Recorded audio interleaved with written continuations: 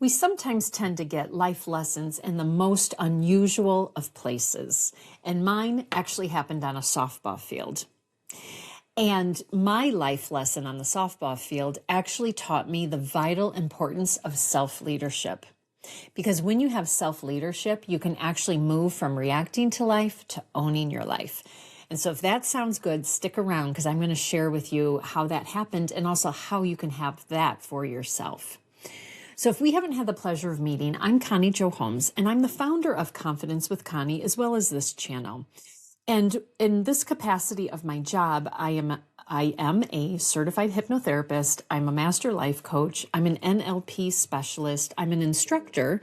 So if you're looking to get certified in hypnosis, hit me up. But I'm also a professional paid speaker because I do have 30 years of corporate experience. So I really like to show self-leadership in that corporate environment as well. So back to the softball field.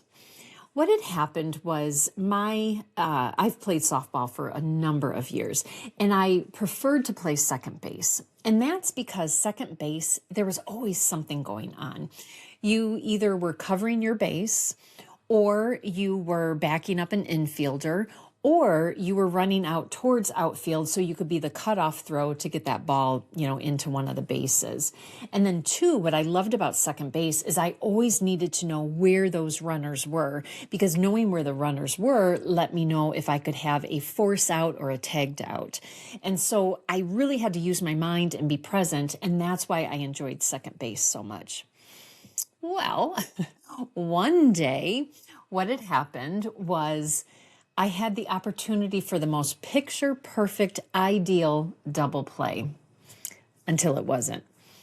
What had happened was I'm at second base, and I think there was a runner at first. Yeah, of course there was a runner at first, now that I'm thinking about it. And a grounder was hit to the shortstop. And so the shortstop just quickly goes and gets the ball, retrieves it. And so right then I knew all I needed to do was to get to my base.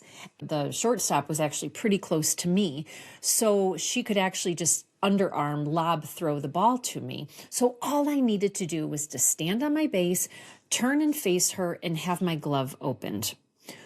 Well, since I knew it was a double play, I knew that the moment I got that ball in my glove, because it was a forced out, all I needed to do was turn and throw that ball to first. Easy peasy double play. Well, what happened was I was so caught up in my mind as far as, because I knew everything that I needed to do. So instead of being at step one, which was getting that ball in my mitt, instead in my mind, I was already turning and moving myself towards throwing that ball towards first. Well, in having that thought in my mind, my body was turned and my glove was not facing my teammate and my mitt wasn't open. And because of that, I did not catch the ball.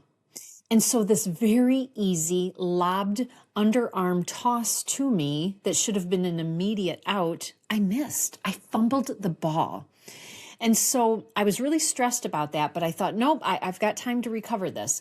And so I needed to just simply pick the ball up off of the ground and throw it to first, because my mind was thinking, now I got to get that ball to first base even quicker. Since my mind was there and I wasn't fully looking at the ball, I fumbled picking it up. And so by the time I picked that ball up and threw it to first base, the runner was there and she was safe. So a very easy peasy double play ended up with 0 outs right there and then. And that was 100% on me. Now, is this because I wasn't skilled? Is this because I wasn't prepared? No, it was none of that. It was all because I was not in that present moment. I knew all of the steps, but instead of standing there and being focused on the step in front of me, I was already a couple of steps ahead. And in doing that, it got me off of my game. I was not focused. And so the reason why I'm sharing that is because it taught me about self-leadership. It taught me that self-leadership at the end of the day is about owning your attention. We know that there's very little in this world that we can control, but what we can control is our attention and where we choose to put it. And so right there was a massive self-leadership lesson for me. And then I could probably go on and on about mindfulness and being in the present moment, right? Because in the present moment is absolutely all that we have. And another thing too, I owned it. I owned everything that I did wrong. I mean, I had nobody else to blame. And that too is another huge step in self-leadership, is that self-reflection, to stop and realize, what did I do wrong? What could I do better? And knowing that so you can apply it the next time. Now, on the softball field, did I apply that the next time? Darn right I did. But I'm actually amazed at how much I have actually applied this towards my life. Just realizing that whatever I am doing right now, I need to give this my all. If you think about it, if you are in a relationship, and if you put all of your time and attention onto your next date, your next anniversary, your next vacation, well, you're looking out that way, but you're kind of neglecting what's going on right here, right now in the present moment. Another way to think about it is if you are reading a nighttime book to your child, but if while you're reading that book, you are so focused on all the meetings on your calendar for tomorrow, well, you're not fully present with that child, are you? And so therefore, you're letting something that is in a future date managing your time, taking away from you, taking your attention. And so that's where that self-leadership comes, is to realize where, when, why, and how are you allowing your attention to go outside of you. And because if you think about it, mastery, if you want to call it that, life mastery, owning your life, happens one step at a time. It happens one conversation at a time, one opportunity at a time, one event at a time. And so when we can remember that and stay in this moment, it helps this moment to be so much better, richer, deeper. But then it also allows whatever we happened at this moment to make the next moment that much richer, deeper, happier, that type of thing. And then the next one, and then the next one. So can't you see right now how that is self-leadership, that self-mastery almost, if you will? And so I guess I want to share with you is, maybe it's a challenge, and that is for you to notice in the coming days, where is your attention? Is it truly in this present moment? Or are you so focused ahead that you are missing opportunities right in front of you? Because if you are missing opportunities right in front of you, one, that's not self-leadership. And then two, what can end up happening is you're going to be reacting to lost opportunities, lost moments, instead of being ahead of it or with it and actually owning your life. Now, there's a lot of, connected pieces in here, but I guess in summary, I just want to share, if my baseball analogy helps you, and maybe you've experienced something like this yourself. If so, drop it in the comments. But I think we've all seen these things happen on sports, right? Whether it's, the football getting fumbled or an example like I had. And yeah, it's easy to look at the player and be like, oh my God, where's your head? Well, their head, it wasn't outside of the game. Their head was actually 2 steps ahead inside the game.